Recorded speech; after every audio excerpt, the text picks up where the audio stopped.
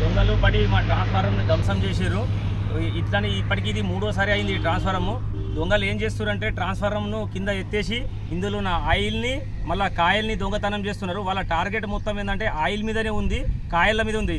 దీనివల్ల రైతులు బాగా నష్టపోతున్నారు. ఇప్పుడు పుట్టదశలో ఉన్న పొలము వర్షాలు కూడా పడక పుట్టదశలో ఉన్న పొలాలన్నీ ఎండుకపోతున్నాయి. ఇక పోలీసు వాళ్ళు సరైన నిఘా ఉంచి కొంచెం రోడ్ ఫేస్లో ఉన్న ట్రాన్స్ఫార్మర్లకు పెట్రోలింగ్ కొంచెం చేస్తే దొంగలకు దొరుకుతారు. దొంగలు దొరికినప్పటికీ పోలీసు వాళ్ళు దొంగలను ఇడిసబెడుతున్నారు. కొంచెం అట్లా చేయకుండా వాళ్ళ కఠిన శిక్షను చేస్తే దొంగలు మళ్ళొకసారి ట్రాన్స్ఫార్మర్లు దొంగతనం చేయరు.